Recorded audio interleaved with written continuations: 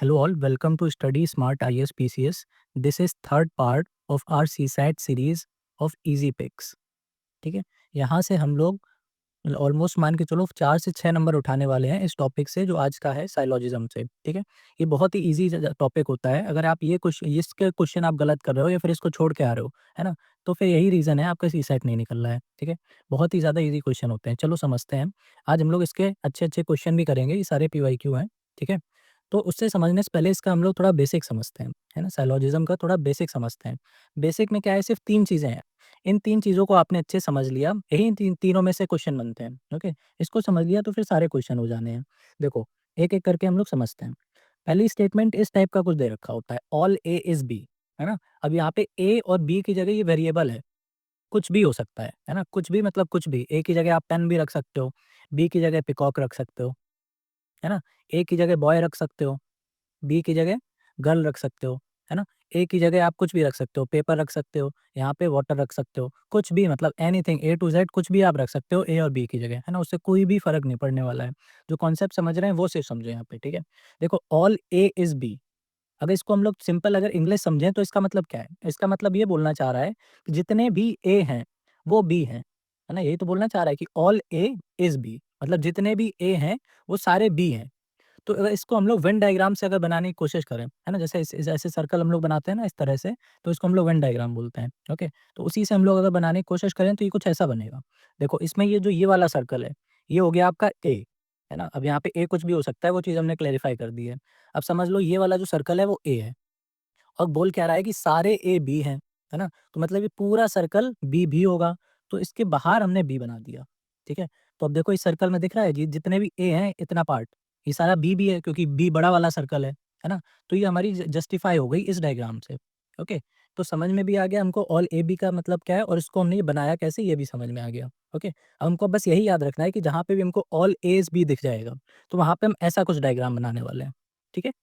अब नेक्स्ट है second statement इस तरह का कुछ आता है, सम ए इज़ बी, जैसे उसमें ऑल ए इज़ बी था, इसमें सम ए इज़ बी, है ना? अब इसको अगर हिंदी में ट्रांसलेट करें तो कैसे आएगा कि कुछ ए बी हैं, है ना? उसमें क्या था कि सारे ए बी हैं, इसमें कुछ ए बी हैं, ठीक है? तो उसका डायग्राम देखो ऐसा कुछ बन जाएगा। अब इसमें देखो ए ये वाला सर्कल है, ये पूरा सर्कल ए है ना? और बी ये पूरा सर्कल है। तो इसमें बोल क्या रहा है कि सम ए, कुछ ए बी हैं, है ना? तो कुछ ए बी हैं और हो सकता है कि कुछ ए बी ना हो, तो वही देखो इतना जो पार्ट है ए का, ये बी भी है ना? तो यहाँ पे ये जो इतना पार्ट है, यही जस्टिफाई कर रहा है सम ए इज़ बी, ओके? तो जहाँ पे भी हमें ऐसा कुछ दिख जाएगा सम ए इज़ बी, तो वहाँ पे हम ऐसा डायग्राम बनाएँगे, ठीक है? फिर नेक्स्ट देखो, नो ए इज़ बी, है ना? इसका मतलब हिंदी में क्या हो गया कि कोई भी ए बी नहीं है ना? यही तो मतलब हुआ कि कोई भी ए बी नहीं है। तो इसका डायग्राम सिंपल ऐसे बन जाएगा, ए अपना अलग है, बी अपना अलग है। इन दोनों में कुछ भी ओवरलैपिंग नहीं है, ठीक है? अगर ये 3 चीज़ें समझ गए, all A is B, some A is B और नो ए इज़ बी, तो फिर आपके साइलॉजिज़्म के सारे क्वेश्चन सही हो जाएँगे और बिल्कुल मतलब 1-1 मिनट के क्वेश्चन होंगे और ये फ्री के मार्क्स होंगे, ठीक है? चलो, ये अच्छे समझ में आ गया, अब चलते हैं हम लोग डायरेक्ट क्वेश्चन्स पे। क्वेश्चन देखो, इस तरह के क्वेश्चन आते हैं, सेम तरह के क्वेश्चन आते हैं, है ना? उसमें कुछ घुमाना होता ही नहीं है इन लोगों को, बिल्कुल एग्ज़ैक्ट सेम क्वेश्चन आएँगे और 2 क्वेश्चन तो कन्फर्म होता है, हो सकता है आपकी लॉटरी लग जाए तो 3 से 4 क्वेश्चन भी आ सकते हैं, ओके? चलो, देखो स्टार्ट करते हैं। सबसे पहले ये तुमको 2 स्टेटमेंट दे रखी हैं, है ना? इन 2 स्टेटमेंट को हम लोग को ध्यान से पढ़ना है और वही-वही डायग्राम बनाने हैं। देखो, पहली स्टेटमेंट पढ़ते हैं हम लोग, ये वाली, ऑल पीकॉक आर स्वाइन्स, है ना? देखो, ए की जगह इन्होंने पीकॉक रख दिया और बी की जगह स्वान रख दिया, कोई बात नहीं, हमने पहले ही बताया ए की जगह कुछ भी हो सकता है, बी की जगह कुछ भी हो सकता है, कोई दिक्कत नहीं है। हम लोग तो अपना डायग्राम वैसे ही बनाने वाले हैं। तो ये कौन-सा है? ऑल वाला है ना? तो ऑल पीकॉक इज़ स्वान, इसका डायग्राम देखो कैसे बनेगा? नीचे बनाते हैं देखो, ये पीकॉक है मान लो, है ना? इस सर्कल में हमने पीकॉक रख दी और ये बड़ा वाला सर्कल हो गया हमारा स्वान का, ओके? यही तो हो गया। तो ये हो गया हमारा पीकॉक और ये हो गया स्वान। ऐसे ही बनाते थे हम लोग ऑल वाले केस में। फिर देखो दूसरी स्टेटमेंट क्या बोल रहा है? ऑल पैरट आर स्वान्स, है ना? इसमें भी वही ऑल वाला केस है और स्वान इसमें भी है, बस इसमें पीकॉक की जगह पैरट हो गया है। तो हम लोग ऐसे ही एक पैरट बना लेते हैं, क्या दिक्कत है? ठीक है, स्वान के अंदर ही बनाना था तो हमने अंदर पैरट बना लिया, ओके। अब इसमें ऐसा कहीं नहीं लिखा था कि पीकॉक और पैरट में कुछ रिलेशन दिया हो, है ना? नहीं दिया है, तो फिर इसको हम लोग अलग ही अलग बनाएँगे। बनाने को तो ऐसे भी हम लोग पैरट बना सकते हैं, बट कोशिश करनी है जितना अलग बनाया जा सके, उतना हमको अलग बनाना है, ठीक है? चलो, ये हो गया। अब देखो, समझते हैं। इस पैरट को पहले हटा देते हैं, हाँ। अब हमको कंक्लूज़न पे कूदना है, देखो। अब ये क्या बोल रहा है कि सम पैरट आर पिकॉक्स, कुछ पैरट पिकॉक हैं, देखो इसमें ध्यान से। कुछ पैरट पिकॉक हैं, नहीं है, देखो दोनों अलग-अलग हैं, पैरट ये है, पिकॉक ये है, बिल्कुल अलग-अलग केस है, ठीक है? तो ये वाला तो गलत हो गया। फिर देखो सम स्वान्स आर पिकॉक, कुछ स्वान पिकॉक हैं, तो हाँ, देखो दिख रहा है, ये पूरा ही सर्कल पिकॉक है और ये पूरा सर्कल स्वान भी है, क्योंकि स्वान तो बड़ा वाला सर्कल है, ठीक है? तो ये वाला सही हो गया हमारा। फिर देखो सम स्वान्स आर पैरट्स, ठीक है? कुछ स्वान पैरट भी हैं, तो देखो यहाँ पे ये जितने भी हैं ये पैरट भी हैं और स्वान भी हैं, क्योंकि स्वान वाले सर्कल के अंदर आ रहे हैं, ठीक है? तो ये वाला भी सही हो जाएगा। तो हमारे 2 एंड 3 सही हो गए, ठीक है? तो 2 एंड 3 कहाँ पे है? ये लास्ट वाले ऑप्शन में दे रखा है, तो ये सही हो जाएगा, ठीक है? तो इस तरह से हम लोग क्वेश्चन करते हैं। अब नेक्स्ट देखते हैं, ऑल डोर्स आर फ्लोर्स। अब इसको हम लोग जल्दी-जल्दी करने की कोशिश करते हैं, ठीक है? कॉन्सेप्ट हम लोग ने समझ लिया है। ऑल डोर्स तो ऐसे बना देंगे और फ्लोर्स है, तो फ्लोर को हम लोग बड़ा सर्कल बना देंगे। फिर देखो सम फ्लावर्स आर टाइल्स, है ना? तो इसमें फ्लावर और टाइल दोनों ही अलग चीज़ें हैं। नहीं, फ्लावर्स नहीं है, फ्लोर्स है, sorry. Some floors are tiles, है ना? तो इसमें सम वाला केस है, तो आधा-आधा बनेगा। तो मान लो ये हमने टाइल्स कर दिया, तो यहाँ पे क्या हो गया? ये फ्लोर भी हो गया और टाइल भी हो गया। फिर देखो ऑल टाइल्स आर पेंट, है ना? ऑल टाइल पेंट हैं, तो टाइल के बाहर हमें एक पेंट बनाना पड़ेगा, ठीक है? वही हम लोग कॉन्सेप्ट यूज़ कर रहे हैं जो ऊपर पढ़ा है, कुछ भी नया यूज़ नहीं किया है। अब देखो, अब कंक्लूज़न पढ़ते हैं। सम फ्लोर्स आर पेंट, देखो फ्लोर ये रहा, है ना? और पेंट कहाँ है? पेंट ये है। तो देखो ये पार्ट कॉमन आ रहा है? हाँ, तो मतलब ये वाला सही हो गया। फिर देखो सम डोर्स आर टाइल्स, है ना? डोर्स यहाँ पे हैं और टाइल यहाँ पे है, इनके बीच में कुछ कॉमन ही नहीं है ना? तो ये वाला गलत हो गया, ओके? तो ओनली वन सही हो गया, बी वाला, ओके? फिर देखो नेक्स्ट क्वेश्चन,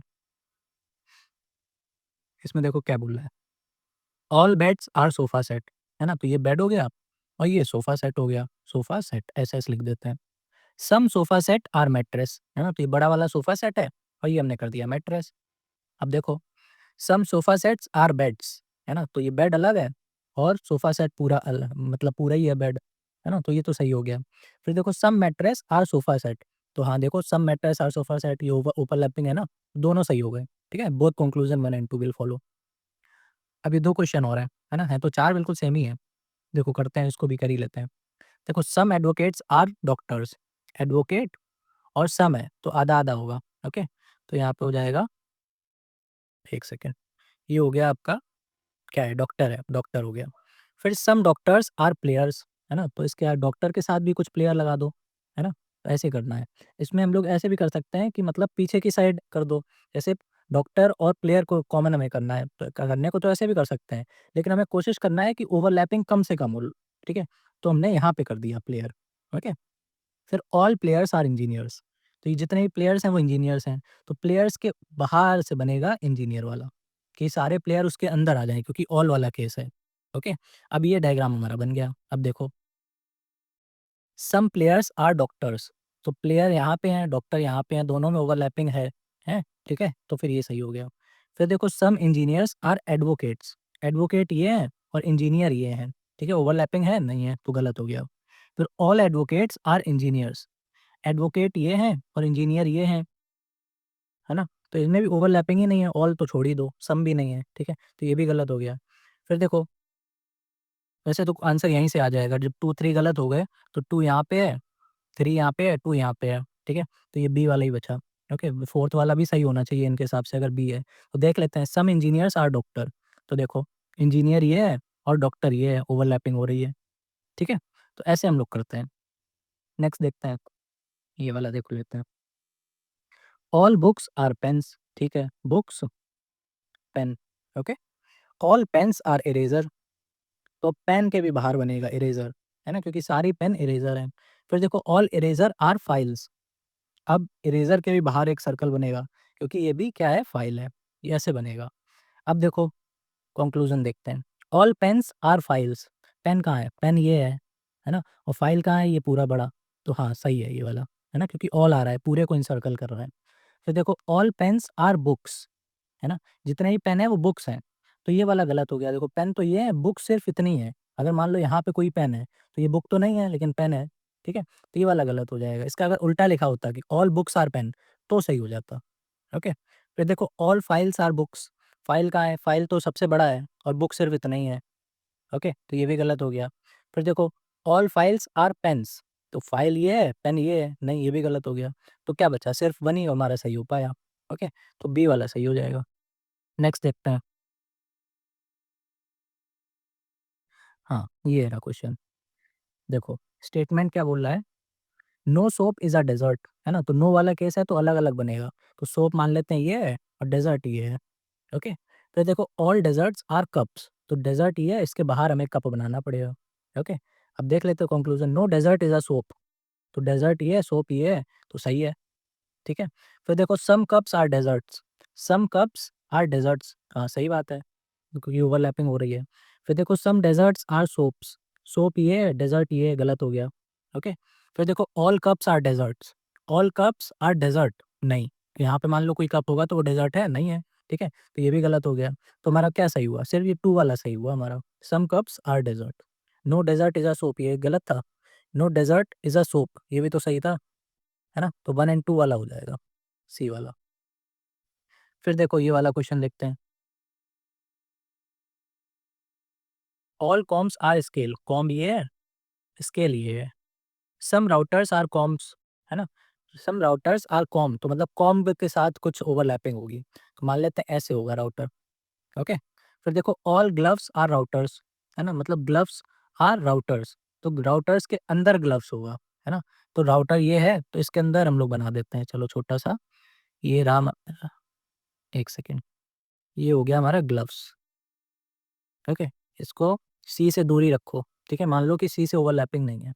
अब देखते हैं हम लोग, ऑल ग्लव्स आर स्केल्स, हाँ, सही बात है, क्योंकि ग्लव्स तो सिर्फ इतना है और स्केल पूरा इतना है, तो फर्स्ट वाला सही हो गया, ओके?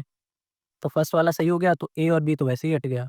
अब हमें चेक क्या करना है? सिर्फ ये 3 वाला चेक करना है, ये 1 एंड 3 है, ओके? तो ये 1 एंड 3 है। फिर देखो 3 वाला क्या है? Some scales are routers, some scales are routers, हाँ, सही बात है, क्योंकि ओवरलैपिंग हो रही है। तो इसमें ये डी वाला ही सही हो जाएगा, बोथ 1 एंड 3 आर करेक्ट, ठीक है? चलो, इसी के साथ हमारा साइलॉजिज़्म वाला जो चैप्टर था, वो भी खत्म हो गया। यहाँ से हमारे +4 मार्क्स ईज़िली आ जाएँगे, और अगर अच्छा हुआ तो +6 और +8 भी हो सकते हैं इस चैप्टर से, ठीक है? तो ईज़ी सा चैप्टर है, इसके 4-5 क्वेश्चन अच्छे से लगा लो, और अगर आपका आंसर सही बैठ रहा है ना? तो फिर बस इसी को बिल्कुल आराम से बिल्कुल सॉल्व करना, कोई भी हड़बड़ी मत करना, आराम से नंबर मिलेंगे, ठीक है? चलो, keep revising, stay safe, stay healthy and happy revision.